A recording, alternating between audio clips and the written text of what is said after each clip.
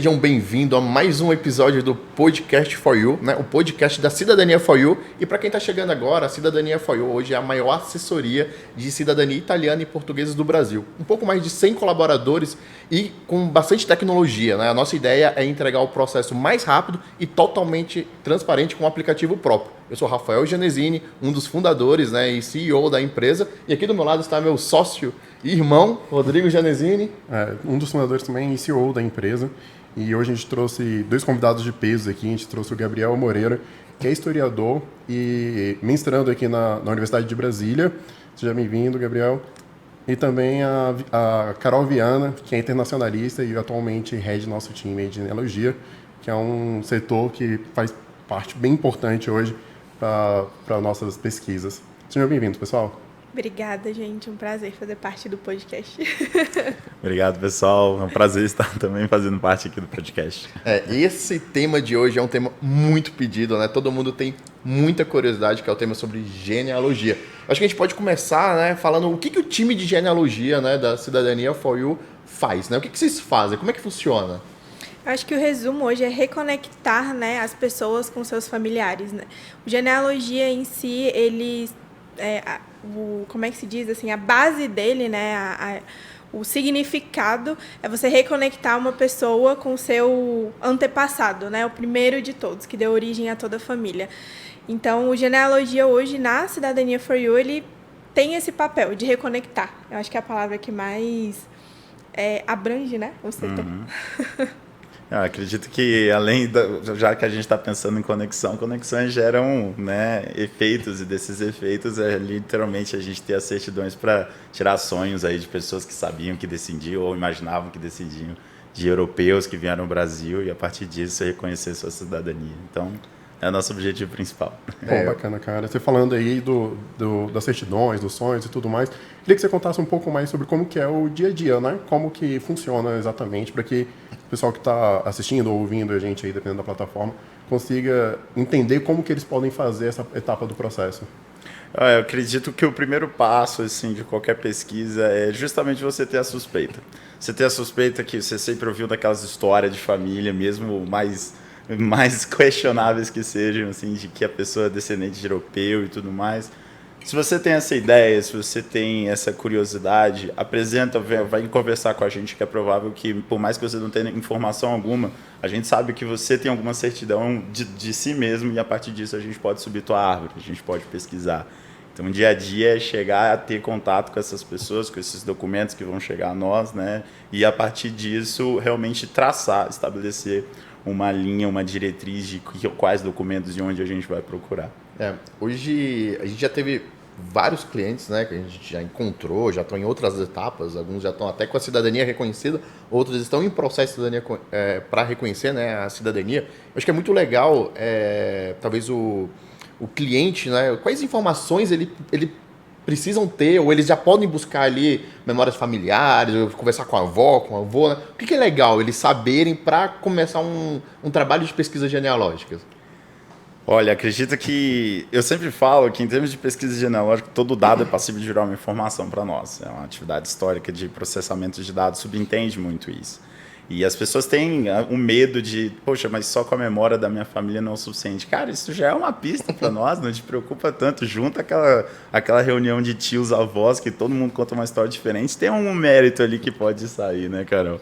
Mas, dentre as principais informações que se busca, assim, se eu acredito que seja meu bisavô, coloca em mente, o principal documento para qualquer pesquisa genealógica é o nascimento do filho dessa pessoa. E se você não tem, mas você acha que pode conseguir, não somente você pode ir atrás, mas nós estamos aqui para você. Legal. Exatamente. E desses erros mais comuns, assim, eu vi você falando de começar da sua certidão e subindo, como é que são os erros mais comuns que a gente vê alguns casos que as pessoas tentam começar a investir daí e tal, e como é que funciona isso? Olha, para você que está nos assistindo ou para você que está nos escutando, gravem essas palavras. Jamais comecem pela pessoa que você acredita de quem você descende. Existem vários problemas que quando a gente começa a falar de pesquisa genealógica, a gente tem que passar no que nós comentamos como cascata, ou seja, subindo a árvore genealógica galho por galho até chegar na pessoa. Porque se você pensar que você descende, por exemplo, Giovanni Batista da vida, existe uma infinidade de Giovannis Batistas na vida, assim. Então, é difícil você provar a partir desse, você vai encontrar até chegar em você. Isso dá muita insegurança. E se dá insegurança ao processo de pesquisa, se a gente começar a falar aqui de insegurança para processo de cidadania, a gente vai muito longe, né? Então, o erro mais comum que eu vejo é justamente começar nessa pessoa que suspeita. Pesquisa genealógica se constrói árvore, só se constrói árvore de baixo, galho por galho, documento por documento, até chegar. Legal. É bom dar umas dicas. Vamos lá, eu quero fazer minha pesquisa genealógica e, claro, eu sei até meus pais. Vamos supor, pegando um dos piores casos, assim, mas eu tenho, por exemplo, um sobrenome Gianesini. Então, eu tenho muitos indícios, né, que eu tenho um ascendente italiano. Como é que eu faria? Quais são as dicas, assim, para que eu possa fazer o meu processo de genealogia, por exemplo?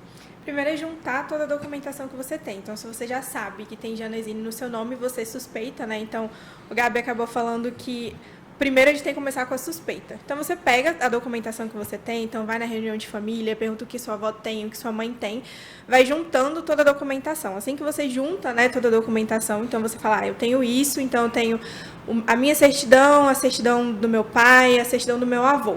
Então, até aqui eu vi que não tem indícios de nenhum italiano. Então, você procura, né, especialistas para que eles possam, através da documentação que você tem, começar a encontrar as outras certidões em cascata. Então, a primeira coisa que você precisa ter é informação. Então, a gente sempre brinca no genealogia que a gente vive à base de informação. Se a gente não tem informação, a gente não tem absolutamente nada. Então, é ter informação. Então, se você tem o sobrenome, né, ou mesmo se você não tiver, porque a gente já pegou alguns casos aqui, né, que a pessoa tinha o sobrenome Souza. Falou, cara, é impossível eu ter ascendência italiana. Eu falei, não, você tem, né, a gente precisa pegar as outras certidões, porque provavelmente o sobrenome se perdeu aí no meio do caminho. Então, mesmo se você acha que não tem, vale uma pesquisa, e essa pesquisa inicia com as informações, né, que estão nas certidões de nascimento, casamento, óbito. E, Carol, você falou aí sobre o sobrenome se perder um pouco no caminho e tudo mais. É comum uma variação, assim, do nome da pessoa que veio, do imigrante que chegou ao Brasil, e para o que de fato chegou no Brasil, né? Como esse nome ficou no Brasil? Acontece uma variação? Como é que isso funciona? Demais, eu acho que é o mais comum que a gente pega no setor, né, da pessoa, o imigrante, ele chegou no Brasil, né, com o nome, então ele vem Giuseppe Gianesini, chegou no Brasil José Gianesini, aí na certidão do filho vem Francisco, então vai mudando ao longo do tempo, porque quando eles chegavam aqui no Brasil, eles não poderiam manter, né, o sobrenome italiano, então eles tinham que mudar. Também, como na época a taxa de analfabetismo era muito alta, eles escreviam qualquer coisa que eles escutavam ali na hora quando o imigrante chegava no Brasil. Então acabava se perdendo por esses problemas, né, culturais, né, e estruturais também, de uma certa forma, né? E quando se perdia, o a pessoa acabou o direito aí? Não. A gente vê bastante, né? A gente recebe bastante cliente, é interessante a gente entender em relação a isso. Uma dúvida muito comum eu não tenho sobrenome italiano, mas eu posso ter cidadania italiana, por exemplo? Sim, porque a cidadania italiana, ela é iuris sanguinis, né? Então, se você não tem o sobrenome, não quer dizer que você não pode reconhecer a sua cidadania, né? Você tem que ter a pessoa que dá a causa para você tirar a cidadania, né? É o cedente causa que a gente chama. É a pessoa que dá a causa para você ter, né, o direito à cidadania. Então, quando você não tem o sobrenome na sua certidão, ou o sobrenome ele mudou, isso não é um problema. Muitas pessoas têm esse receio de, eu vou ter que mudar toda a minha certidão, a certidão de todo mundo da linha. Não, gente, calma. Né? Primeiro a gente tem que entender o porquê mudou, e a importância é conectar todo mundo da sua família. Se você consegue conectar você até o italiano, o português, enfim, até o seu europeu, você consegue. Com certeza. Tem outras questões, Rafael, Rodrigo, que dá para pensar em relação a dicas, né? Então, para quem está interessado, existem vários sites que são fáceis de procurar rapidamente em relação à originalidade do nome. Isso já dá um indicativo básico, além dessas das suspeitas familiares. Uma das questões também que é para tranquilizar o cliente ou qualquer pessoa que esteja interessada nisso é de lembrar um pouco de história.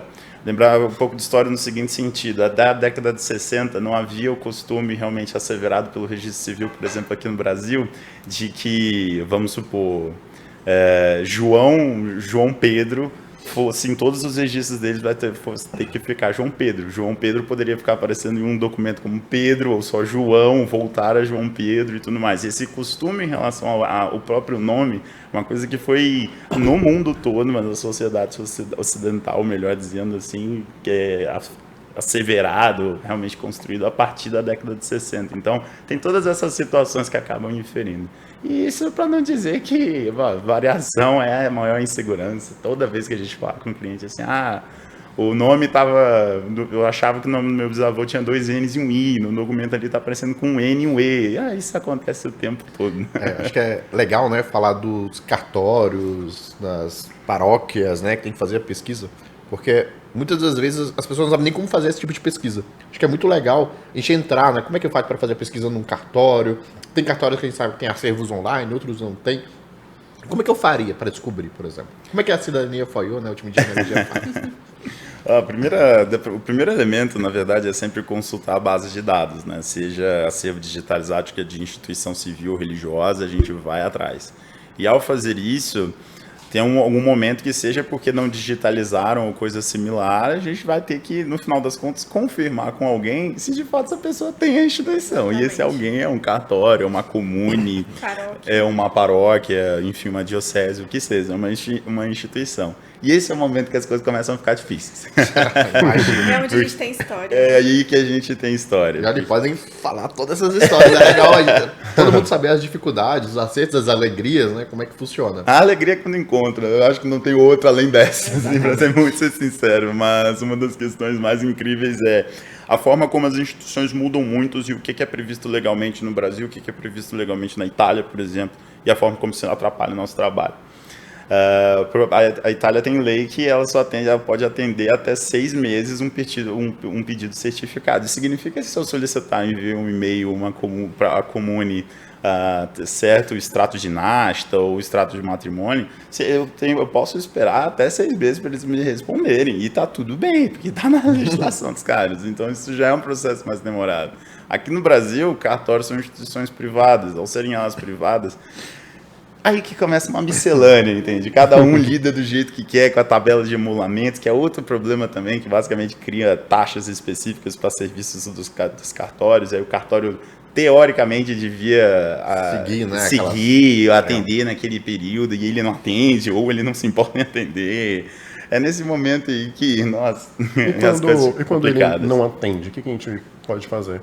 O que a gente não faz, na realidade, né? Porque a gente envia pessoas para lá, para realmente... Tem casos em que, mesmo quando o cartório falou que vai atender, mas não está com, basicamente, tempo, até por conta das demandas próprias, a gente envia a gente para diretamente ir e executar a pesquisa, para consultar acervo. Isso também gera, às vezes, dificuldade, porque tem instituições, no caso, religiosas, que não permitem que isso seja feito, né?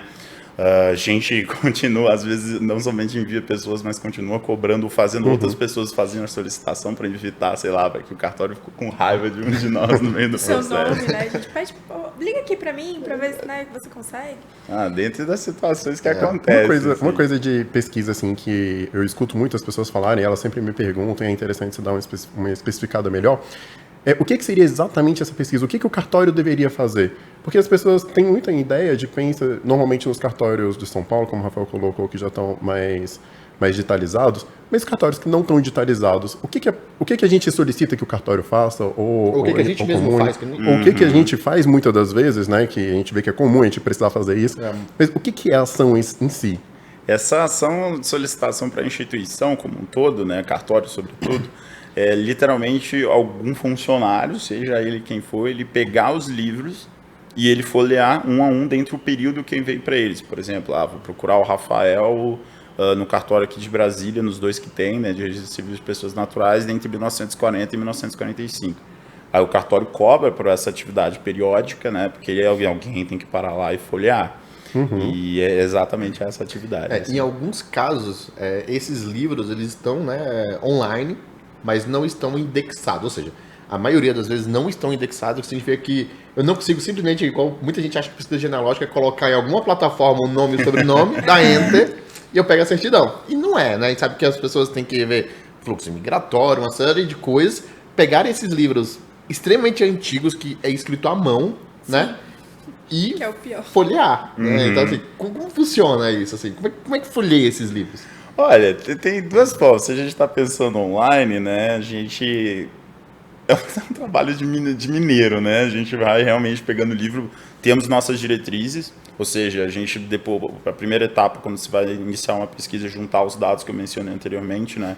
E a partir disso pensar aonde eu tenho que pesquisar, mais ou menos qual o período em que isso, o incidente, o nascimento, o casamento deve ter ocorrido, né? O que a gente vai chamar de diretriz.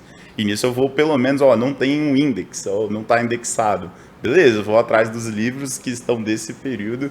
E como é que é o processo? Eu vou passando folha por folha, lendo o documento para decidir todos os registros. Cada folha tem mais de um registro, né? Não, cada folha tem mais de um registro, até por conta da marca que eles colocam. E assim, se me perguntar, assim, que já vai ser uma pergunta cruel, quantas folhas de fato tem um livro de registro? Eu não vou saber de responder. Depende de quantas pessoas foram registradas naquele Nossa, livro, né? Porque exato. a gente tem que pensar que quando uma pessoa nasce, caso acaba falecendo, ela é registrada num livro. Então, às vezes, naquele livro existem milhares de pessoas registradas em um mês só.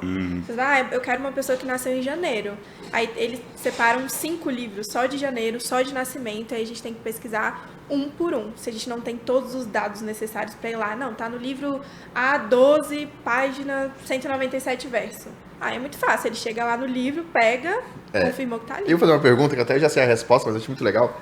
Por que vocês folheiam se esses livros não têm índice, onde já tem lá todos os dados? Por que não olhar no índice, né? Eu já sei, mas eu queria que vocês explicassem, porque muita gente faz a pesquisa em índice, e eu acho que a maioria das instituições, inclusive, usa o índice para fazer pesquisa, né? E a gente sabe o porquê não, mas por que o ouvinte tem que saber o porquê não olhar? O índice acho que é o primeiro lugar que tem que ser olhado, mas Isso. por que não fazer só no índice e ter que folhear? Porque vai estar o nome da pessoa, mas isso não quer dizer que seja de fato a pessoa que você está pesquisando. Você precisa olhar quando o documento vai estar lá com o texto certinho de quem são os avós paternos, maternos, quando foi feito. E aí, mediante o restante da documentação, você vai saber Se é que ou não é a aquele ali é a pessoa. pessoa que você está pesquisando. Mas claro. o índice, ele é fidedigno?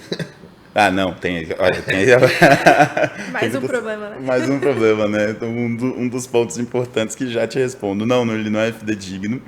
E, na verdade, toda a documentação não se faz só a pesquisa só com a suspeita ou com dado. Você tem que considerar que está tendo algum erro na documentação. Até porque a gente já falou de vários possíveis aqui. A gente falou de variação nominal, de um monte de coisa que pode ter acontecido.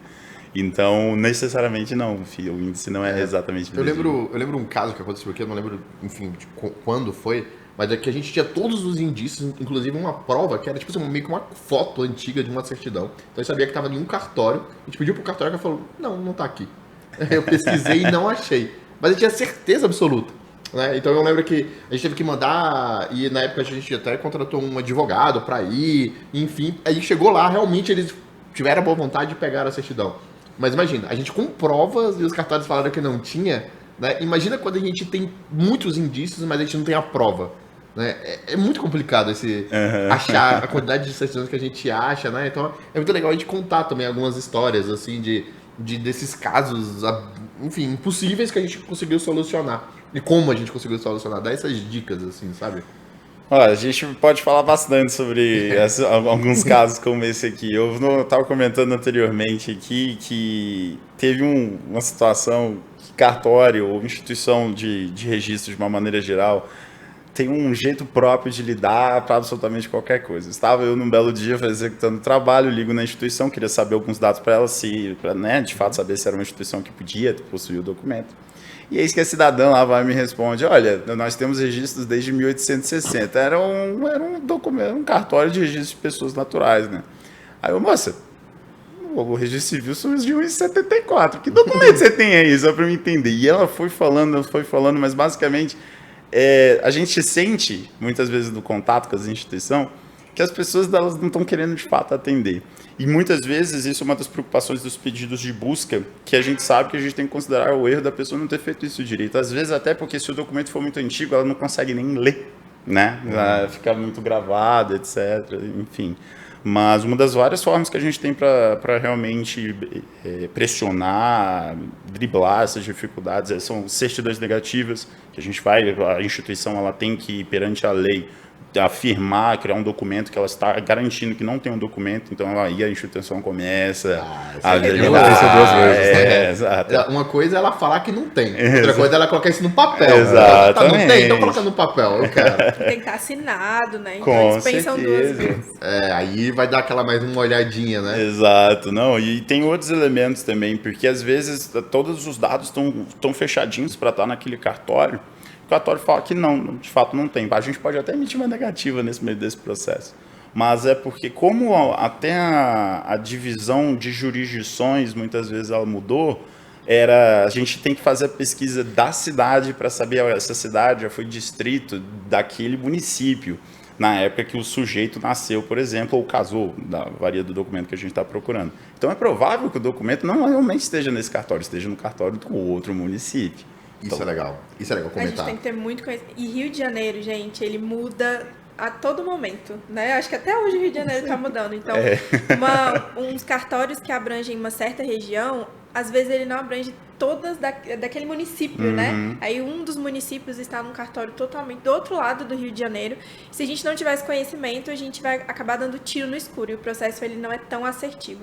Então a gente também precisa ter um conhecimento geográfico aí, né? Então a gente não pesquisa as pessoas apenas, a gente tem que pesquisar, achar o cartório, né? E achar o cartório é isso, eu sei qual é a cidade, mas naquela época não quer dizer que aquela pessoa foi registrada que os documentos daquela cidade estão no mesmo cartório. Exatamente. Eles migram, né? Exatamente. Os municípios estão migrando, adquirindo, né, incorporam e também diluem, então os cartórios vão se movimentando. E não só isso, né? O próprio município ele muda de nome, né? Exato. Isso. Então- Isso acontece muito, a gente está falando bastante de cartório aqui, mas se a gente começar a falar de comunes e províncias, elas mudaram horrores desde que a gente começa realmente atrás, durante esses 200 anos, assim. E aparece, por exemplo, a pessoa está com a certidão e tá o nome lá certinho, mas, gente, isso não existe mais, mas não, porque não existe mais porque foi incorporado em tal região, né? E em Portugal acontece muito isso também, né, quando vai virar conselho, esse tipo de variação. Então, além da pesquisa da certidão ou da pessoa, que é a nossa motriz, a gente sempre, a todo momento, está pesquisando a regionalidade em si. Até porque a gente está falando dessas instituições civis, mas nada me garante que a pessoa seja realmente registrada só civilmente ou civilmente. A gente vai atrás das paróquias da região diocese também quando não encontra o documento. E aí entram outras dificuldades também. Resumindo, bastante dificuldade. Bastante dificuldade. Mas a gente tem um jeitinho de driblar cada problema que vai surgindo, né? Porque assim, com a experiência a gente vai vendo como driblar o cartório. Porque a gente acaba que tem que criar um relacionamento com o cartório, com a paróquia, para que eles comecem a ter, assim, a se compadecer e a entregar as informações.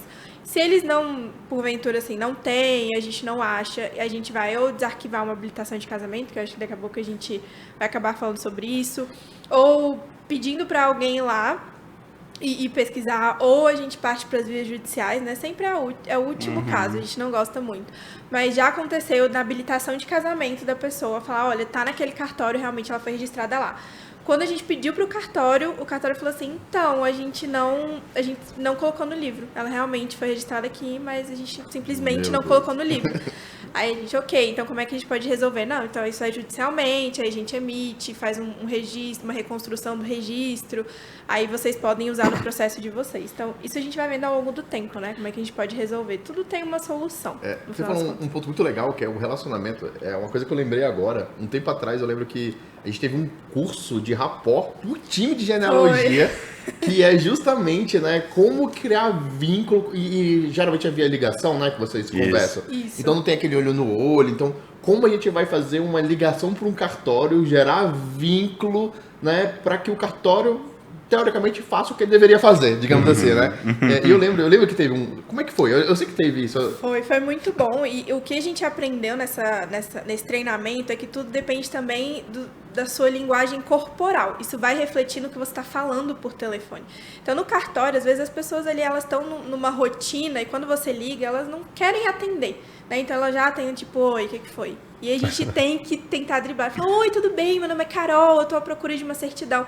Então, tentar falar da melhor forma possível pra pessoa começar a entrar na mesma vibe que você. Porque se ela fala, oi, tudo bem? Você, oi, tudo bem? Você já viu o protocolo?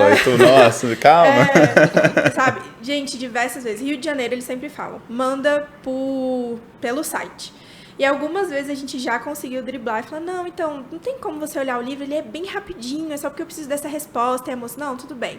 Foi lá e olhou. Então, isso é muito técnica de rapport, relacionamento. Teve uma moça do cartório que ela me liga toda hora. Oi, Carol, então aqui é fulana, você já encontrou a certidão que você estava procurando?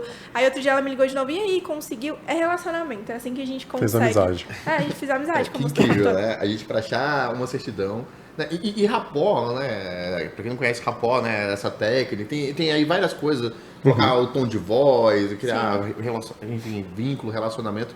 Isso é importante pra vida, né? Com tudo. E genealogia, né? Pra quem vai ter que lidar com cartório, é muito legal falar. Porque a gente entende, muitas vezes a gente quer impor, e sabe que o cartório tem ali obrigação de fazer aquilo, mas muitas vezes ele não tem a boa vontade.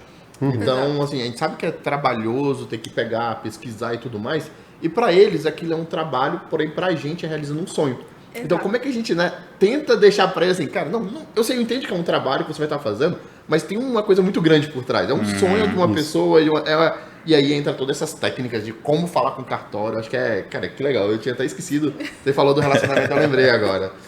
É muito bom, é importante ter. Porque, de fato, quando o cliente ele responde pra gente que tá chorando porque a gente encontrou aquela documentação, que vai mandar pro pai, que ele tava muito ansioso, dá mais gás pra gente chegar e falar pra pessoa do cartório, nossa, por favor, preciso muito dessa certidão, porque a pessoa tá procurando há muito tempo. E algumas pessoas acabam se compadecendo. Não é todo caso que a gente consegue contornar. Mas quando a gente não consegue contornar, a gente vai mais pra parte da obrigação, né? E como que é essa sensação que você falou? Que a gente manda pro cliente, às vezes o cliente vai mostrar pro pai, e muitas das vezes a gente está mostrando o documento do pai dele, né? Às vezes do pai, às vezes do vô dele, então de uma pessoa que de fato ele conheceu, né? Que você vê mais próximo ali. E como que é essa sensação, assim? O que a gente recebe de feedback dos nossos clientes, assim? Eu acho que é a melhor. A gente ama quando a gente finaliza uma pesquisa. Nossa, no time, assim, a gente no Meet, nossa, a gente finalizou essa pesquisa que estava muito tempo aqui, a gente conseguiu. A galera vibra, né? Comemora. E a gente sempre pede um feedback pro cliente, porque às vezes a gente não sabe por que ele estava procurando aquilo. E é muito importante. Então, quando eles falam, é uma sensação muito gostosa, porque eu não tenho essa oportunidade de me reconectar com a família, né, por tretas que aconteceram na minha família durante o tempo. Então, saber que eu tenho a oportunidade de reconectar a pessoa, que foi o que eu falei no começo, né, que o genealogia é isso, é muito gostoso. É muito bom o cliente falar assim, nossa, eu vou mandar pro meu pai, eu tava muito feliz, eu tava sem esperança que ia conseguir essa certidão. É muito bom. Eu escutei um áudio recente que vocês compartilharam lá no nosso chat corporativo, de uma cliente que ela viu no app que a gente tinha achado, acho que não deu nem tempo, né, do genealogia avisar. Né, ela viu online, porque quando a gente achou, já colocou no app, ela foi notificada, ela viu e aí ela mandou um áudio chorando, cara. Assim, você escuta o áudio, é incrível, porque você sabe que não é um documento, não é um papel. Exato. Né? É uma história ali. Então, assim, da emoção dela de estar descobrindo, redescobrindo, e que muitas vezes aquele papel é o que falta para ela conseguir a cidadania italiana, para ela conseguir a cidadania portuguesa. Então, assim, o valor disso, né, assim, desse reconectar, é muito grande, né? É incrível, assim. Esse áudio, cara, é incrível, assim.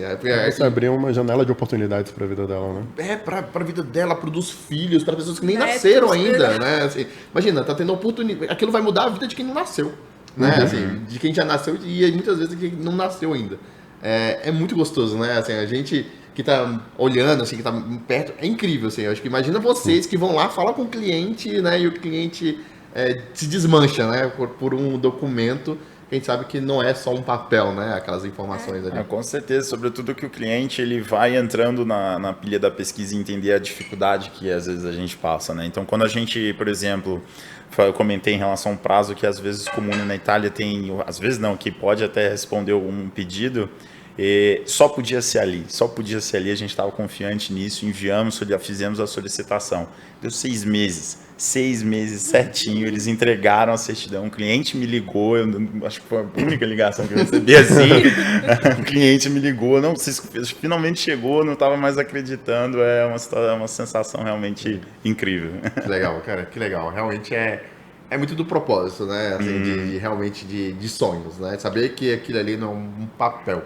Então, assim, como dica, né, principal, assim, para lidar com cartório, realmente precisa ter o jeitinho, né? A gente sabe que ser simpático, conversar. A gente sabe que eles têm obrigações, não deveria, né, precisar, mas a gente entende que é uma técnica que a gente usa, né, assim, que também nem sempre é só técnica, né? Às vezes saber ser educada tinha que ser o mínimo, né? Em qualquer relação, não importa. Então isso é muito importante, né? Então já fica aí, quem está nos ouvindo, né? Vai ligar para o cartório. Não chega, já liga cheio de regras. Exatamente. Né? Olha, eu tô vendo aqui, o seu prazo é 30 dias, já passou 31, cadê meu documento? Eu quero isso hoje. Eu vou te processar, que é o famoso brasileiro que fala, né? Exatamente. Porque o cartório vai falar, pesquisei e não achei. Às vezes ele não vai ter nem aberto o livro. Exatamente. E já aconteceu muito de a gente ligar para um atendente, ele só falou, não tá aqui. Não, vou ligar de novo daqui uns 15 minutos. Atender uma pessoa totalmente diferente. Fala, não, o registro tá aqui sim. Imagina se a gente desiste, né? E já chega em impondo prazo. A gente sempre pede muita paciência do cliente, porque o cartório ele responde, a gente tem um prazo de 5 a 10 dias para te responder, de 7 a 10 dias.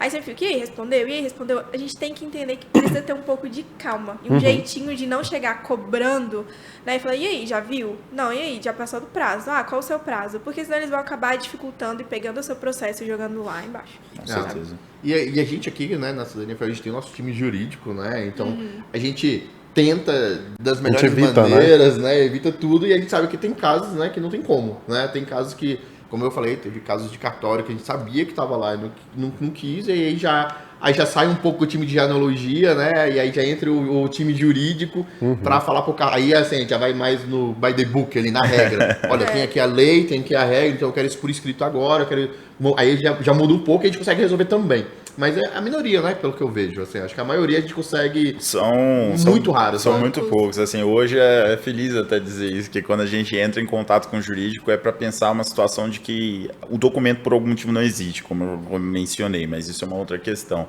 A gente hoje já consegue, é claro que a perseverança, o ter calma na instituição, como tu falou, não dá para tu chegar impondo. Eles vão rir de você, entende?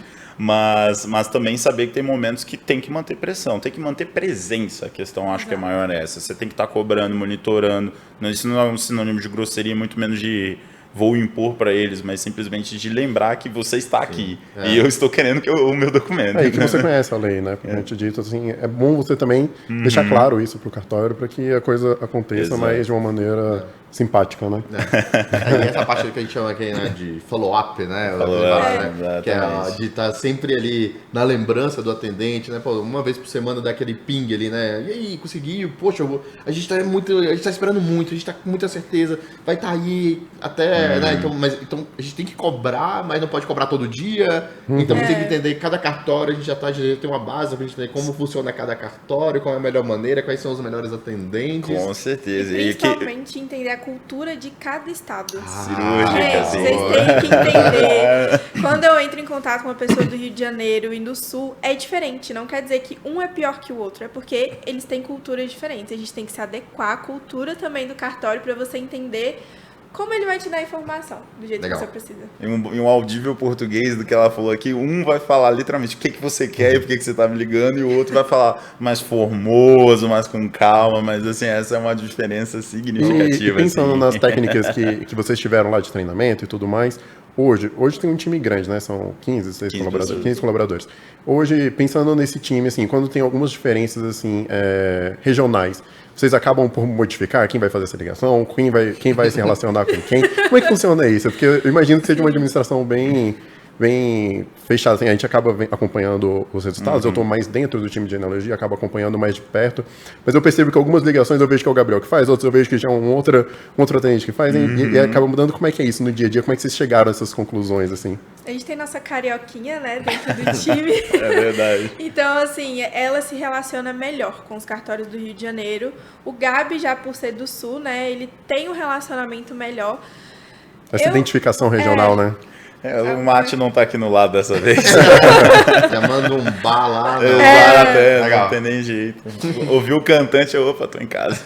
Já eu e o outro colaborador, que é o Rafael, que somos de Brasília, a gente vai se adequando a todo tipo de sotaque, de estado. Mais genérico, né? A gente já é mais genérico. Então, e aonde a gente já achou o documento? Eu sei que a gente já achou no Brasil. Onde a gente já achou o documento? Assim, quantos documentos já achamos? Eu sei que...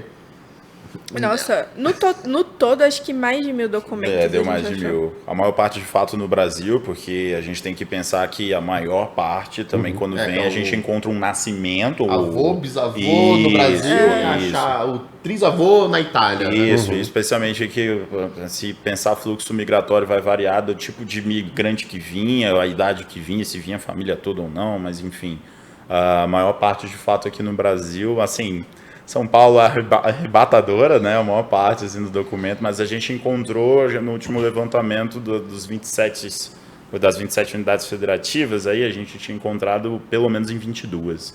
Olha só, quase todo o Brasil. Quase o Quase Brasil todo o todo. Quase todo E o do Brasil. fluxo migratório também tem alguns que não chegaram no Brasil, né? Tem alguns que terminaram de contornar o continente ali, chegaram por trás. E como é que é? Porque eu sei que teve alguns que a gente encontrou fora do Brasil aqui pelos hermanos aqui. Exato. E como é que é encontrar aqui fora, hein? Então, sempre que a gente... A parte de base de dados, de disponibilidade, acesso, acervo, assim, é até meio universal. Existem algumas bases conhecidas, pesquisadores de todo mundo vão dar uma olhada lá. Existem outras menos conhecidas ou mais especializadas. Isso é questão de know-how que a gente tem. Agora, o problema sempre é pela divisão de jurisdições e também a forma como os países eles gerem a sua documentação. A gente falou muito de cartório, a gente falou de comune. Cartório é privado, comune é público, tem outras funções na Itália. Agora lá pelos hermanos, lá na Banda Oriental no Uruguai ou lá na Argentina, também eles têm registros similares ao que seria um departamento de registro civil. Então, eles têm um prazo de resposta próprio de serviço público, então tem sempre um tempo um pouco diferente, e tem as outras funções. Mas, ao comentar assim, pensando em chegar nessas pessoas, como é que vocês contatam essas instituições? Não é do mesmo jeito.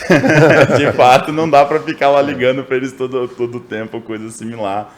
Mas a gente consegue enviar gente para lá, e-mail é uma comunicação universal hoje em dia, né? Então dá para enviar também. Mas E da onde a gente já achou? Eu sei que já desses países fora do Brasil.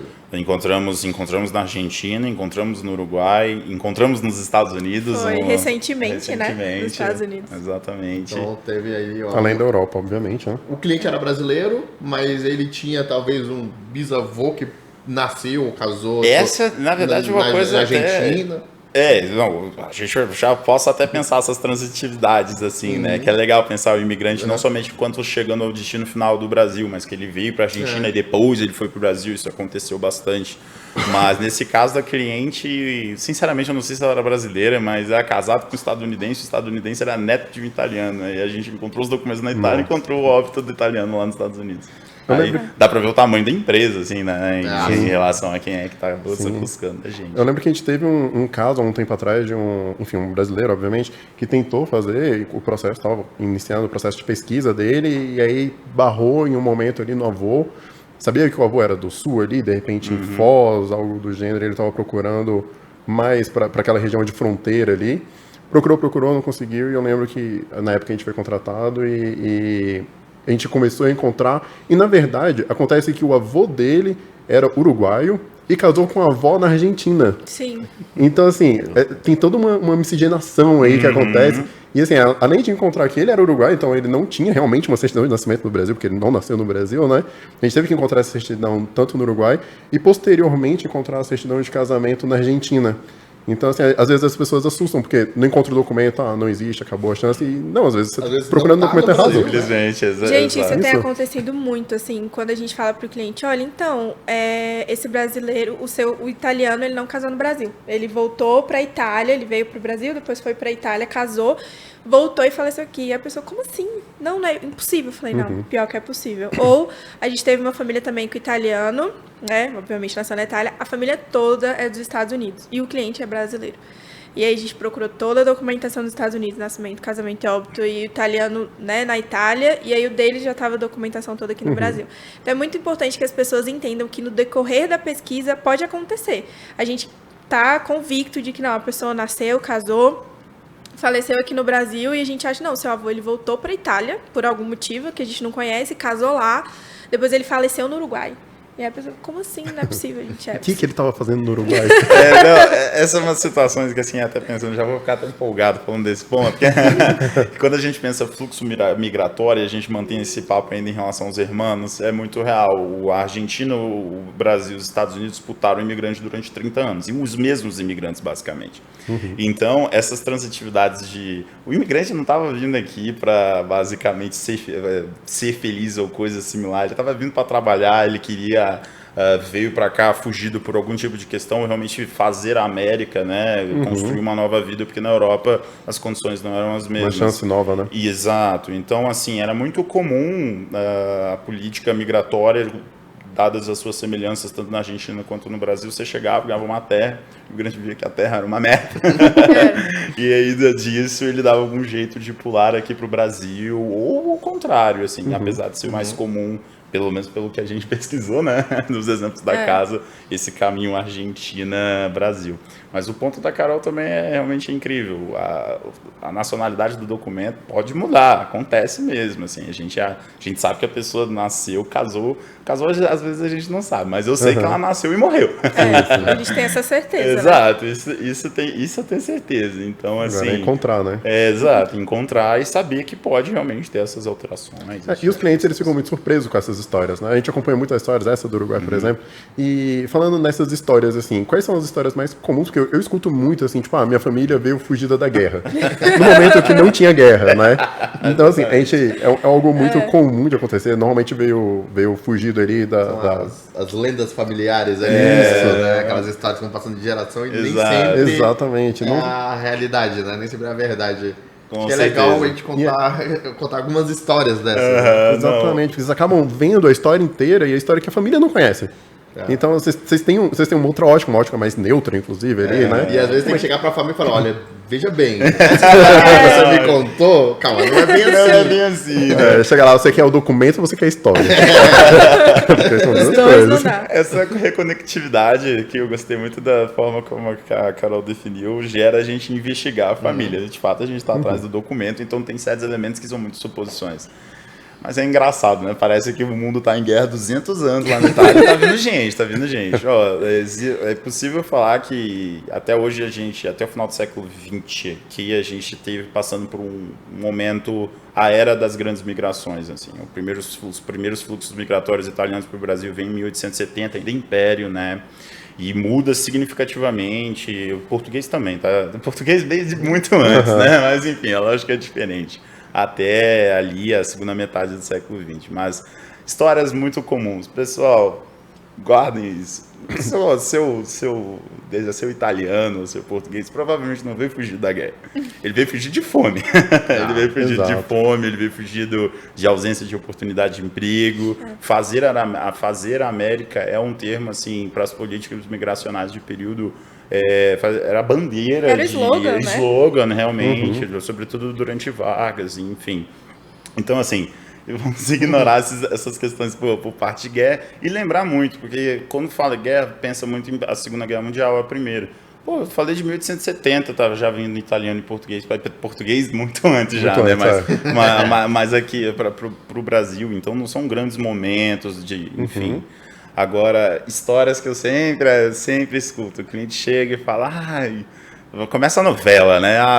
Meu italiano conheceu minha avó no barco, aí pronto, romance das 8 agora vai. Casou no navio. Casou no navio. Primeiro, gente, não se pode casar no Brasil, né? no navio, é impossível, não tem como acontecer. As pessoas vão falar, e aqui começam os termos que deixam o povo mais bolado. Não, ainda mais que eles estavam no navio em situações bem mais vulneráveis, né? Não era uma família rica que normalmente comprou um navio para viajar, algo assim, né? Tava debaixo do navio, morrendo de fome também. Morrendo de fome, gente. Tu dividia literalmente o navio por saletas, e essa saleta é quanto a pessoa, aí é quanto se puder, por família, né? Mas no navio você poderia se amaziar, aqui que você chega e aí, ok, se vocês fossem encontrar em matrimônio das duas uma, ou o documento ia ser lavrado e enviado para Itália aqui no Brasil. Então, tem que estar em algum... ainda assim existiria, né? canto, mas no meio da travessia, esqueçam a novela. E uma coisa que é legal, né, falar é que essa viagem foi uma viagem muito difícil, muito árdua. Então, assim, cara, os imigrantes, realmente, quando eles vieram, Assim, não era navio de classe, a gente não tinha esse conforto que a gente tem hoje. Eram viagens que levavam meses, né? Tinha casos de pessoas que morriam nessa travessia, de fato, com fome e tudo mais, sabe que não é a maioria. Mas era realmente, foram guerreiros, assim, né? Pra sair deixar tudo. Então imagina, deixava ali a sua família, onde você provavelmente não ia ver mais, né? Na sua vida, né? Você estava vindo para outro país, buscando Numa época que não dava para se viajar. Às vezes vinha a família inteira, né? E sabe que a gente pega a lista de bordo, então tem lá vendo, desde o pai com seus 4, 5 filhos, com irmãos, né? Assim, vem a família inteira, mas uma parte da família ficou. E provavelmente você nunca mais vai ver, né? Então imagina como é que era, né? Na cabeça de um imigrante ali, né? Do italiano, fazendo toda essa travessia, cara. Rafa, até por ser neto de imigrante, assim, eu tenho uma questão muito, muito importante para que a gente fala para conduzir pesquisa, que é de fato empatia com aquilo que você está fazendo. É importante estar um pouco separado, porque tu realmente vai fazer aquilo com um certo esmero, neutralidade, como está dizendo aí o Rodrigo. Mas quando acontecia uma fatalidade no meio do navio, a gente sempre, além dos documentos que o cliente apresenta e as informações que a gente colheu, a gente vai atrás de outros documentos que podem nos ajudar a seguir com a pesquisa. Então, a gente vai atrás de lista de bordo, lista de leva lá na Itália, batismos, enfim, esses documentos que não são exatamente aqueles que a gente está buscando. Ali, exato. Da pista. Isso, para classificar o documento. E é muito triste você pegar a lista de desembarque, você está olhando, folheando, e o nome está riscado. Isso só tem um significado, aquela pessoa morreu. No caminho. No meio da travessia. Então, assim, quando tu vai passar certas informações, e a gente já teve casos de cliente, que é aquela família, a gente viu na lista de bordo, quando foi localizar o documento, tinha uma pessoa com o mesmo nome, mas o documento estava com uma data diferente. Aí que vem a suspeita. A pessoa recebeu o mesmo nome daquele filho que foi perdido, entende? Então, essas coisas tem que ter um pouco de estômago de vez em quando, pra ajudar a executar. Olha, esse de nomes, acho que é muito legal falar sobre isso, né? Que acontece muito, acho que menos no Brasil, mas acontece muito na cultura italiana, né? De pessoa. Eu tive um filho, meu filho, sei lá, por algum motivo, criança, às vezes bebê, vem a óbito. Eu tenho um segundo filho e boto exatamente o mesmo nome.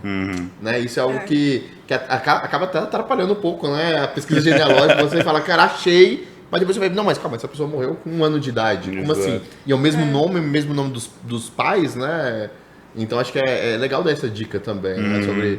Sobre na pesquisa é muita variáveis, né? Exato, exatamente. Muitas coisas. E os documentos eles vão divergir por vários fatores. O óbito mesmo aqui no Brasil não é exatamente uma pessoa da família que tem de lavrar, não há muitas exigências, então isso óbito mais solto, né? Aqui. Isso, então dentre os outros registros é plenamente comum, por exemplo, lá no casamento da pessoa, uma idade que ela tem, no óbito estava com alguns anos que ela morreu. Aí quando tu vai fazer as contas, não bate. O nascimento não está batendo, por isso que a gente precisa trabalhar com recorte temporal, a gente nunca vai exatamente no ano específico, a gente vai mais de um, porque é por conta dessas variáveis. E uma coisa que eu vejo, né, exemplo, eu sei que no meu caso, vamos supor, meu italiano, por exemplo, é meu trisavô.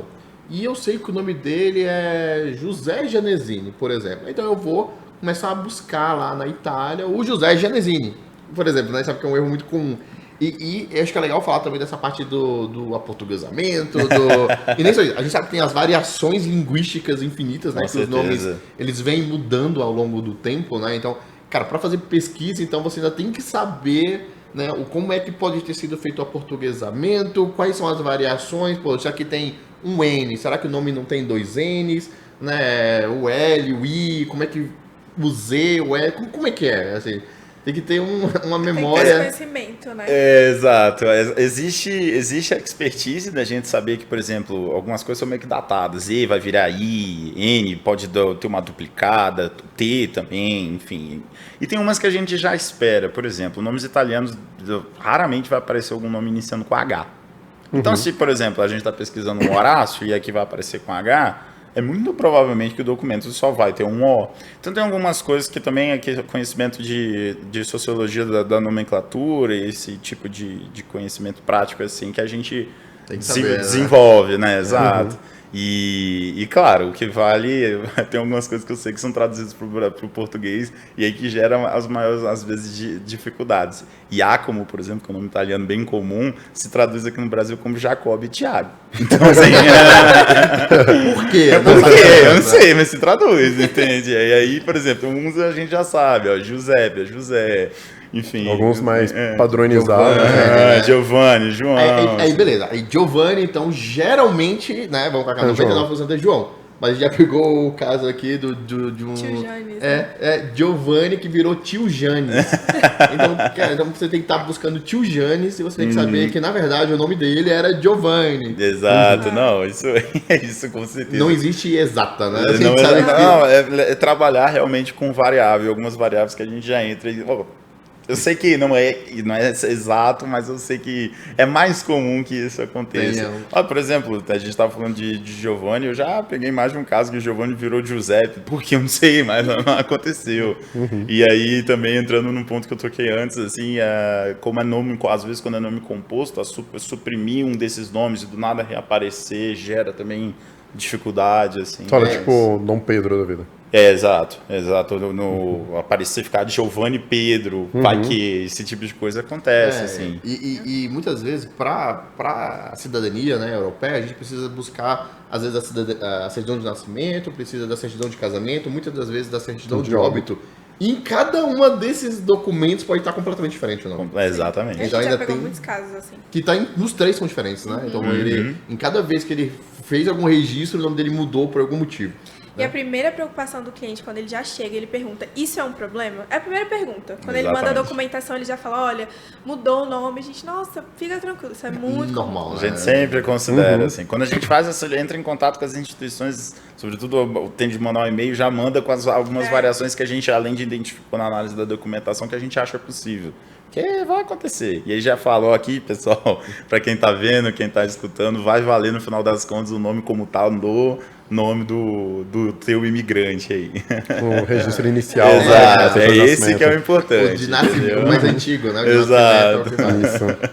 Ainda tem a questão do matrimônio, né? Que é um problema, diga-se de passagem, porque muitas das vezes os imigrantes eles vieram para o Brasil, muitos casaram na Itália, obviamente, mas a maioria vem para o Brasil e no momento do casamento ele não tem mais o documento dele de nascimento, então na verdade não existe um documento.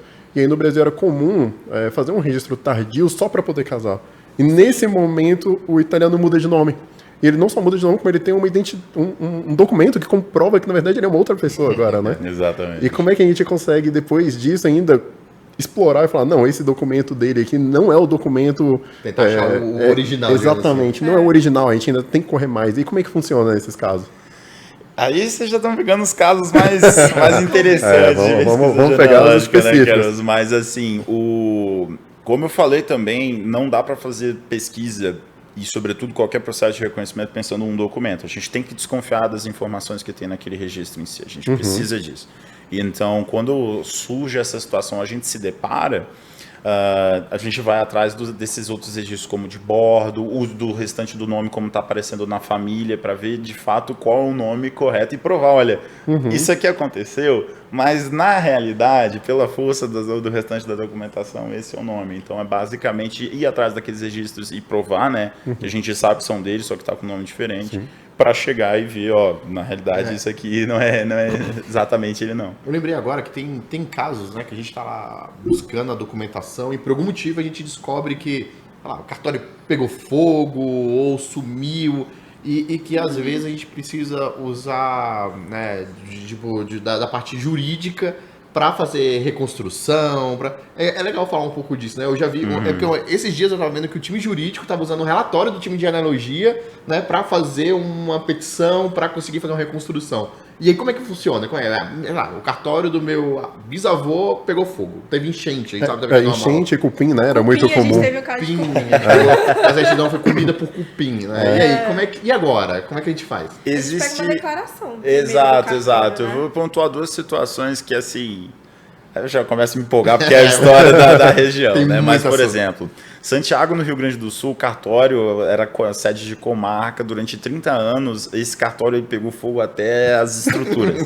Então, assim, 30 anos de documentação, e já é sabido, tem como ir atrás dessa informação, provavelmente, se a gente entende que a pessoa nasceu durante esse gap, né, esse recorte, a gente pode pegar já, além da declaração, a negativa para um processo de que, cara, olha, o documento, tudo indica que ele era para estar aqui, só que teve esse incidente, assim, e realmente a gente tem que ir atrás. Carol vai poder falar melhor em relação a como se dá esses gatilhos, assim. Mas, às vezes, não somente por desastre natural. Araraquara, em 1880, de 1880 a 1890, não teve registro civil por conta de surto de cólera. Então nasciam... Exato. O dia lá, a galera pegava e tentava depois chegar e, ó, aconteceu isso. Então, a cidade estava em quarentena eterna aqui. Ou registraram nos vizinhos, né? Ou registraram nos vizinhos, exatamente. Mas tem essas situações em que realmente a instituição ela fica impedida de tanto registrar ou de passar o registro, porque o registro deixou de existir. O time de genealogia faz tem casos, né, que pega essas negativas de cartório, pega toda a documentação, faz um parecer genealógico, e aí o time judicial, aí vão lá e entra com, né, para conseguir fazer a reconstrução, enfim. Então tem que estar muito integrado, né, que nem sempre vai dar o fruto que a gente queria, que era a certidão. Né? Às vezes a gente já tem que fazer alguma coisa, um caminho um pouco mais complexo, que é judicial. Né? Então não é tão simples. Eu lembro que eu li um desses relatórios e era um documento relativamente extenso, assim, com algumas folhas, algumas páginas, onde descrevia exatamente o porquê que aquele documento deveria estar naquele cartório naquela época. Porque não é, porque assim, exatamente, porque senão seria muito fácil, né? Eu sei que ali tem uma pessoa que seria o dante causa de alguém, pronto, eu falo que o meu estava lá também, constrói, na verdade, né? Não seria nenhum, reconstrói um documento para mim e eu passaria a ter acesso à cidadania italiana. E a gente sabe que não é assim. Então, assim, eu vi lá, o documento tinha diversas coisas, onde vocês abordam os dois lados da família, os dois cenários, e justificam por que esse documento estaria lá dentro, né? Eu vi que até pegou, e não achou o da pessoa pesquisada, mas achou dos irmãos. Dos irmãos. Então usou dos irmãos que nasceram mais tarde, que estavam lá. Estavam lá. Então usa uma série de outros leques, né, de documentações para provar, para não gerar dúvidas que realmente estavam ali, mesmo tendo pego fogo. É muito, muito complexo. Uma coisa que eu tinha... vamos botar... Tinha umas perguntas que a gente selecionou, tá? No Instagram. Então as pessoas foram mandando ao longo dos meses, né? Então a gente selecionou algumas que são as perguntas recorrentes, assim, pra gente... Então pode colocar as perguntas aí na tela pra gente. Ó, tem uma pergunta do Matheus Guimarães. Quanto tempo... essa pergunta é todo tempo. Quanto tempo demora em média uma pesquisa genealógica? Acho que todo mundo quer saber. Existe um prazo? Como é que é? Obrigado, Matheus, pela tua pergunta. Essa é uma resposta muito complicada. Realmente, como eu pontuei, relativo, mas por conta dessas várias intempéries da gente ter acesso a acervo digitalizado, a ter de começar durante muito tempo lidar com as instituições para elas nos responderem. Mas hoje, por exemplo, justamente por a gente ter casos em que a força legal na Itália, por exemplo, tende a nos obrigar a ter uma resposta em até 6 meses, a gente tem até isso contratualmente, só que tem as nuances. Temos as nuances, conseguimos encontrar aí seus 1 mês, né, em média, assim, né, Carol? Teve casos que a gente já encontrou em 1 semana, tem casos que a gente demorou 9 meses para encontrar, tem casos que 1 ano a gente encontrou e o cliente perseverante junto com a gente passando todos os feedbacks do porquê que estava difícil, né, assim, tudo aquilo que a gente citou é o que leva a dar essa resposta sobre o tempo, a ele ser fácil ou ele ser difícil, né, entre aspas. Então, é bem relativo mesmo. E uma coisa muito importante aqui, que não tem como não falar dada a circunstância. Covid, pessoal, Covid afetou todo mundo, demais. Assim, a gente tem dois casos que eu vou lembrar, a Carol pode falar mais de alguns da Itália, mas durante 3 meses eu estava esperando Porto Alegre sair de bandeira preta para eu conseguir a resposta do arquivo público sobre um inventário que a partir dele eu teria mais informações de onde o cara deve ter falecido. Só aí foi 3 meses, né? Foi 3 meses. Era a minha última alternativa para eu tirar algum dado dali e eu tinha que esperar, entende? O outro caso também, nosso caso de pesquisa na Argentina, A gente na Buenos Aires estava no auge assim de lockdown, esse tipo de coisa, então o registro público não estava funcionando. E o nosso dirigente lá estava lá mandando mensagem o tempo todo, olha, nunca vi disso realmente, mas tem que esperar. Tem que esperar. E a gente ainda está sofrendo sequelas do Covid, os cartórios. A gente tem um caso em específico que o cartório falou, então, eu estou respondendo demanda ainda de 2021. Você vai ter que esperar e eu só vou poder te responder. Volta a falar comigo em agosto. Aí em agosto a gente vê se você... A gente está no número da fila específico, né? Ele vê, você entra em contato comigo, vê qual o seu número e eu vou ver, te dar uma próxima previsão se eu vou conseguir te dar uma resposta ou não. Agosto de 2022. Dentro de diminuição de quadro de funcionário, aí do nada parou de responder porque a cidade do nada, ou no Brasil, ou qualquer outra das regiões que a gente eventualmente contatou, entrou em lockdown, isso tudo está inferindo. A Itália foi muito afetada, né, pelo Covid, a gente sabe que foi um país muito afetado. Então eles sempre respondiam pra gente, olha, não tem ninguém no Comune para fazer isso para você. Tem que esperar, tá em... A Itália foi o epicentro por algum tempo, né? Exato. É muito importante, eu lembro que no começo da pandemia, as pessoas, o agente, né, ele que vai fazer também a pesquisa, muitas das vezes é ele que também registra. Então estava tendo muitos óbitos, ele estava tendo que registrar, tinha que fazer pesquisa, tinha gente nascendo também naquele período. Né? Então, assim, eu lembro que a gente perguntava, falou, olha, eu tenho aqui gente em prioridade é quem está nascendo. Tipo assim, eu vou pesquisar assim que der e tudo mais. Então teve isso também que interferiu. Né? Eu lembro que a gente entrou em contato, tinha uns que realmente... foram super gentis e explicaram, olha, eu vou precisar de mais uns 2 meses para normalizar aqui, né, as coisas, até então, aí sim eu vou conseguir fazer as pesquisas, enfim. Exato. E muitas das vezes a gente faz também, né, as pesquisas lá. E eu lembro que a nossa equipe na Itália, inclusive, ela falou, olha, estamos com um problema, porque aqui eu posso fazer pesquisa, mas eu não posso entrar na cidade vizinha. Porque está fechada. Zona, né? Exato, fecharam as zonas. Então, a gente não tem equipe em todas as comunes, né? Não tem como. Em todas as províncias. Fazia, né? Não tinha então, como eles não conseguiam se deslocar. fazer a pesquisa. Exato. Exatamente. Fechado. Não, isso dentro de instituição que fala, nós atendemos tantos pedidos por mês e desse dia. Ou seja, tem uma igreja um pouco famosa para nós aqui da genealogia. Ela fala 12 pedidos por mês. O pedido deve ter sido enviado nessa hora. A gente tem que acordar mais cedo para enviar. Mandar o pedido. Vamos ver. E é rinha. Vamos ver se a gente consegue. São 12, aí se você... demorou 1 minuto a mais. Agora você ficou pro próximo mês. Essa igreja é do Brasil? É brasileira. É brasileira. Ainda tem isso. Ainda tem isso. Temos mais perguntas, né? Vamos para a próxima. A gente até falou aqui um pouco de Dante Causa, né? Acho que é legal explicar, né? Muito obrigado, Luiz Felipe São Paulo. O que é Dante Causa, né? Afinal de contas, não tem nenhum Dante na minha família. Quem é esse? Isso acontece muito, né? Muito isso, porque nas reuniões a gente perguntava, então, você sabe alguma coisa sobre o Dante Causa? Não, mas o nome do meu italiano é Giuseppe, não é Dante. A gente, não, então. Então é legal explicar, né? Essa palavra é muito usada no mundo da cidadania italiana. Né? E o que é? E muito confundida, inclusive, né? Dante Causa, Antenati, enfim. O que é quem é o Dante Causa, né? Quem é essa pessoa, Dante Causa? Ele que vai dar a causa para você reconhecer a sua cidadania. Então, ele foi o primeiro, né, da sua linhagem que nasce na Itália, né, em específico, que nasceu.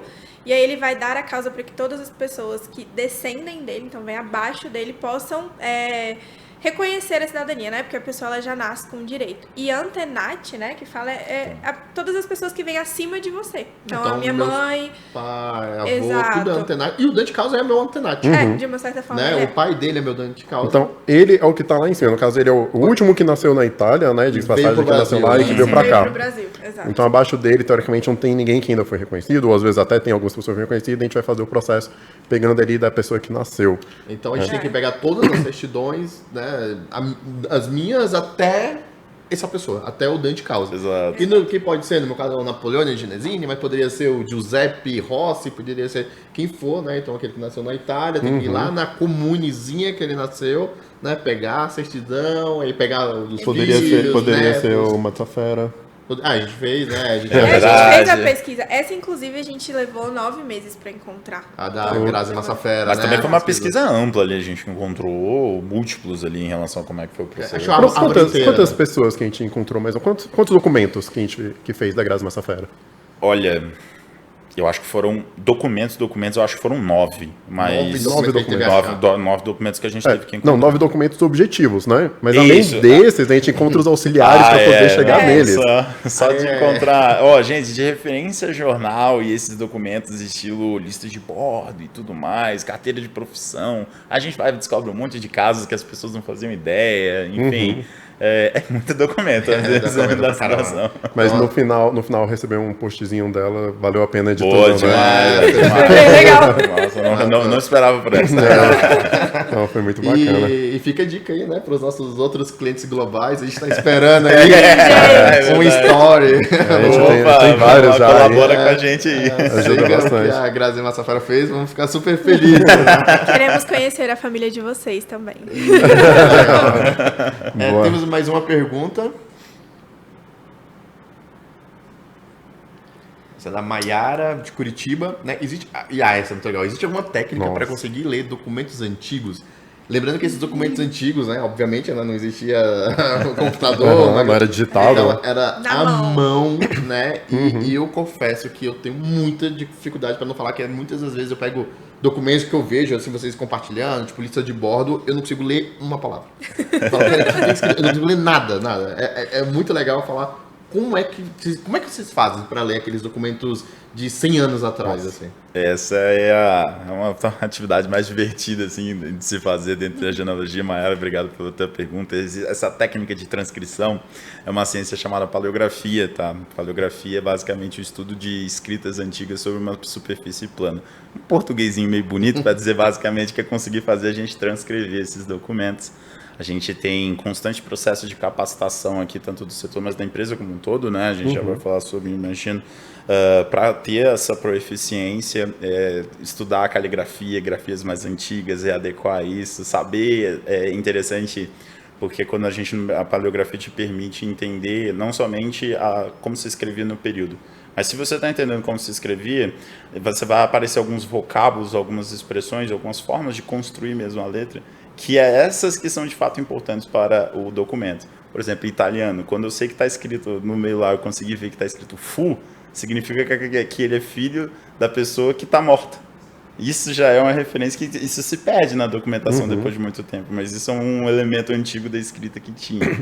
Mas a gente treina constantemente, assim, transcrição de documentos antigos, faz curso profissionalizante para ficar mais fácil para a gente ler aqui. E claro, o cliente não precisa chegar para a gente, mas é bom, né?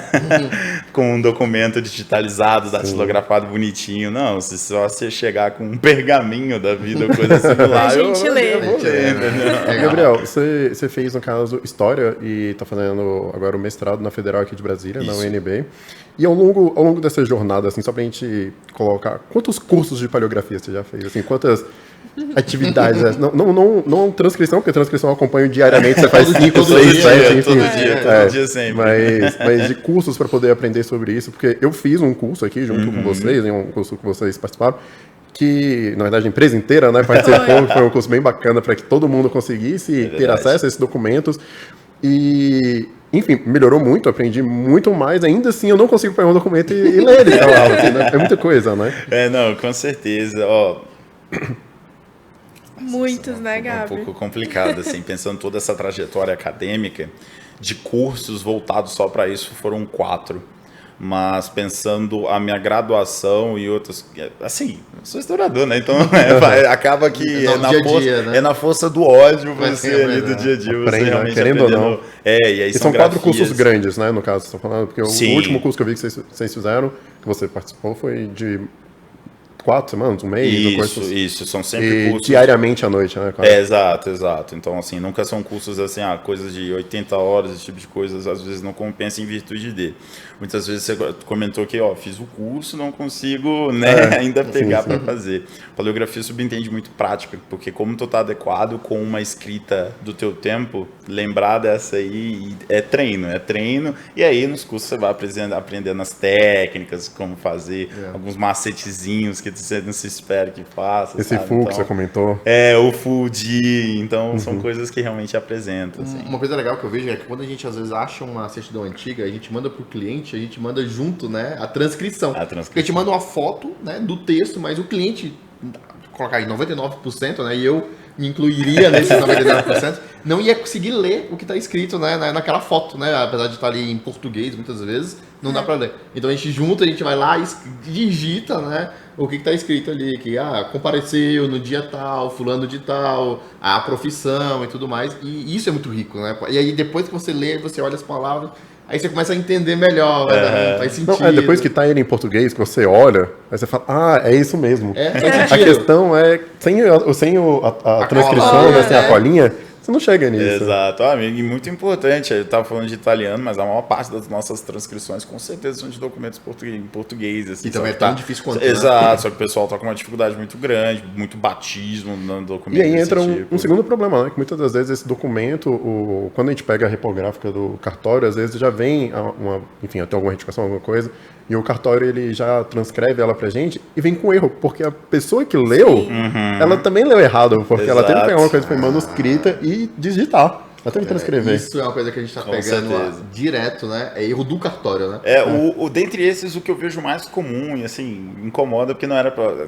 Transcrição é você literalmente tirar aquilo que está no papel e colocar no outro. Você não é pra independente de concordar ou não. Você ter a lógica do erro ortográfico é importante entender, porque é erro ortográfico ou é erro realmente do documento. E é aqui que vem um ponto.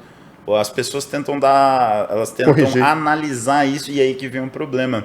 Por exemplo, eu já estava conversando com a Carol hoje mesmo, né? Hoje / sexta-feira que a gente estava pensando essa situação.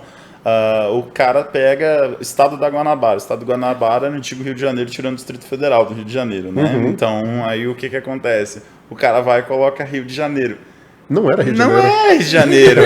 Tem que tomar cuidado com esse tipo de coisa. É Guanabara. Quem vai interpretar o que isso significa depois é a gente. Lembrando que o certo é ele pegar exatamente como tá, inclusive com os erros, né, de português ou com essas diferenças linguísticas da época, e colocar num papel escrito, né, ali digitado, geralmente eles colocam no computador e imprime, mas exatamente igual, né? Então é muito normal quando a gente pega... eu mostrei esses dias uma certidão antiga e tinha muitos erros de português. Eu falei, pô, mas olha só, tá com erro de português. Não, mas tem que ter, porque quem registrou escreveu ou com erro de português, ou realmente ele não tinha muita norma, né, da língua portuguesa na época, então aquilo ali também era o correto. Assim, né? Exatamente, é porque a gente tem que tomar cuidado também e entender por que a gente está considerando erro. Nessa brincadeira aí até atrapalha, como a gente falou muito de variações de nome. Se o cara lá na hora falou, eu sei que o nome é esse, ele transcreve outro nome, tem um problema aí, porque não é isso que está escrito no documento, entendeu? Eu lembro até de um erro que a gente teve disso, né, que no documento tava aí tava escrito Michele. Só que não era Michele, era Michele, que em italiano seria um nome tipicamente masculino. Mas não, tava do e a pessoa corrigiu para dar, porque Michele, no Brasil, por padrão, provavelmente vindo dos Estados Unidos, a gente entende que é um nome tipicamente feminino.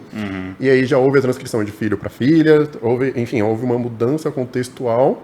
E que poderia, inclusive, ter sido uma mudança do nome, de repente, ter tirado ali o término para virar só o famoso Michel pra gente, né? Então isso atrapalha muito, porque trocou o gênero. Exato. Não, nós tivemos uma situação com essa mês passado, inclusive, foi localizado um batismo. Só que, assim, além disso, a gente está considerando muito o erro da transcrição, da interpretação do documento, muito bem. Mas, às vezes, tem um elemento material. O que é um elemento material? A tinta desaparece com o tempo, né? aí o que acontece? Foram fazer a transposição de um batismo e tava só que é do.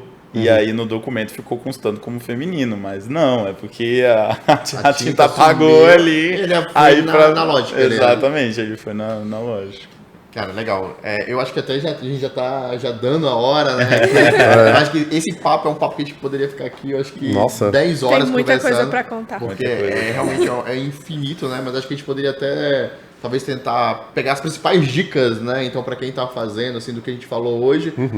São dicas infinitas, eu acho que é muito legal. Acho que tudo que a gente poderia já ter dito, né? Acho que a gente falou aqui de dicas. Então, cara, tem que lidar com cartório, a gente tem que lidar com paleografia. Com as histórias de família que são normalmente maquiadas, né? Porque você não quer falar que o seu dente causa que veio tinha uma profissão que às vezes não é tão bem vista, etc. Você quer falar alguma coisa que às vezes não ou que pulou a cerca, tá? Acontece muito. Esse é fantástico. Encontrar os casamentos perdidos é muito bom. Nossa, tem eu lembro agora de uma história, acho que é muito rápida, que a gente estava até falando antes, de um cliente, né, que na história da família, né, o Dante era um padre que, nossa, essa história. Que aí conheceu a avó, digamos, a bisavó no navio, e aí por ele ser padre, ele teve que fugir. Chegaram em São Paulo e fugiram pro interior de pro Minas. interior para poder casar por causa da igreja. e tudo mais. Então, essa é a história que a família tem. E aí a gente pesquisou, achou todos os documentos, inclusive o do padre, digamos assim. E aí, o Rodrigo vai lembrar melhor, né, Rodrigo? Como é que foi? A gente teve que avisar pra gente falar, olha, família, vocês querem só o documento ou vocês querem a verdade? Saber a verdade, né? A gente foi atrás de todos os documentos na época, né? Acho que a Carol também lembra. A gente trouxe o documento deles e todo o contexto, inclusive quando ele chegou e tudo mais. Na verdade, ele nunca foi padre, ele foi declarado como pedreiro quando ele entrou. E a senhora que ele encontrou, na verdade, eles se conheceram aqui em São Paulo, pela história da família. Eles se conheceram em São Paulo, mas como ele era padre, ele não podia. Mas, na verdade, ela também estava no vagão com ele, no navio com ele. Eles se conheceram lá. Mas eles realmente fugiram, mas eles não fugiram da igreja. Ela era casada. Fugiram do marido. Então, eles realmente fugiram de São Paulo para o interior de Minas. Então, quando a gente contou isso para a família, tipo, não é isso, porque a gente, olha... Olha, sinto muito, né? Então, no óbito aparece o nome de outras esposas e tu entende que tu tem que ir atrás de outros casamentos. Isso, e a família ficou sobre, como assim? Quem é essa pessoa? Como assim? Ele já foi casado? Não, nunca foi casado. Não, é porque consta aqui que ele, quando casou, ele era divorciado. Não, e aquele momento assim, outro que também é bem rápido, mas gera umas situações assim com os clientes. Às vezes no documento tá aparecendo que o fulano de tal é ilegítimo.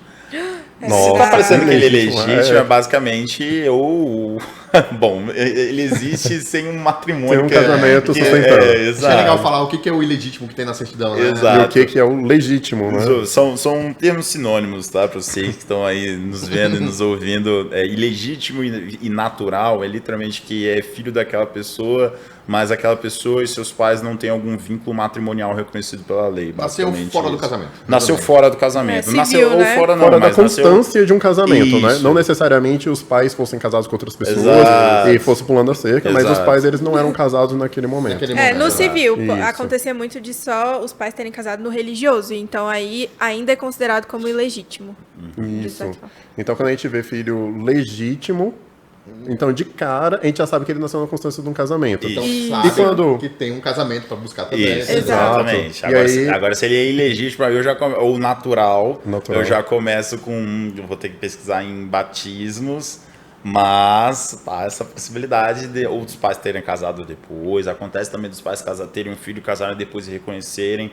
Fiz uma transcrição no final da semana e exatamente que isso aconteceu. Mas tem que ficar atentos. E são pistas pra gente, né? Ilegítimo e ilegitimidade são uma das primeiras coisas. Olhando o documento, a gente bate o olho. Eu lembrei agora também que a gente já teve alguns casos, né, de pesquisas que a gente acabou descobrindo de pessoas famosas, né? Assim, acho que é legal falar um pouquinho, né, de pessoas... De italianos famosos. Eu lembro que teve uma que a gente achou... Museu do Ipiranga, né? Teve do Museu do Ipiranga, teve aquele também que era primo do Papa, né? De um Papa, lembra? Acho que a gente achou verdade. mesmo, primo de um papa. Em geral, a gente acaba pesquisando e quando a gente procura determinados nomes, e tipo, óbvio, a gente de vez em quando dá uma gulgada também em algumas questões, e aí procurando, essa foi a pessoa que construiu, que fez a arquitetura do Museu do Ipiranga, de caramba, velho, como assim? Olha pra família, olha, sabe que seu bisavô, na verdade, né, ele foi o arquiteto do Museu do Ipiranga. Agora eu não lembro se era arquiteto, se era engenheiro, mas enfim, mas foi um dos nomes, né? Tava envolvido, né? Tava envolvido ali, enfim, e com muitos noticiários reportando sobre ele, então assim, tem esses na verdade a família tinha... Tinha recortes, né, de jornais também. Isso, nesse recorte, caso né? é porque assim, a gente vê fama, né? Mas existem tipos de fama. A gente já viu esses exemplos, mais um caso que esse ainda tá com a gente aqui na casa, mas o nosso pesquisado, basicamente, ele era de uma quadrilha famosa no interior de São Paulo. Assim, mas não deixa de ser famoso. Não deixa de ser famoso, mas é interessante pensar como esse tipo de caso acontece e aparece no meio da pesquisa genealógica, sabe? Então, acaba descobrindo realmente até mais do que a gente... Exato. mais do que a gente conta. Legal. Aumentando os casos de família aí. Não, incrível. Acho que o papo foi ótimo. Acho que a gente esclareceu várias dúvidas, né? As 3 perguntas estão super respondidas e acho que para quem está acompanhando aí, a gente vai ter outros episódios do podcast justamente para a pessoa conseguir fazer ali o processo, né? Saber como fazer o processo. Isso ajuda muito também para quem quer contratar uma assessoria, saber como escolher a assessoria, né? Uma coisa que a gente tem aqui na Cidadania for You, a gente fala que é a garantia for you, ou seja, quando a gente não encontra, olha só, a galera vai pesquisar pra caramba, né? Vai fazer todo esse trâmite, e se a gente não encontra, a gente vai devolver, né, o dinheiro. Olha que incrível, a gente vai ter literalmente trabalhado, ligado para cartório, às vezes indo fisicamente de graça. Porque a gente é tão bom naquilo que a gente faz, né? A gente tem tanta certeza que a gente encontra a maioria, óbvio, a gente infelizmente não encontra 100%.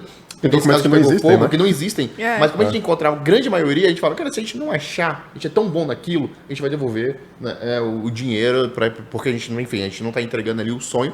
Porém, a gente trabalhou pra caramba, a gente ralou muito, né? A gente sabe o tanto que foi difícil. Então, acho que, cara, eu hoje estou super feliz de vocês terem topado participar, né? Um pedacinho do time de genealogia aí, são quantas pessoas? 15, né? 15 colaboradores. É. Além disso, a gente tem a gente vai deixar aqui nas descrições, comentários depois, enfim, dependendo da plataforma, mas a gente tem o Instagram do Cidadania For You e a gente também tem o Instagram do Genealogia For You. Sigam, então, gente.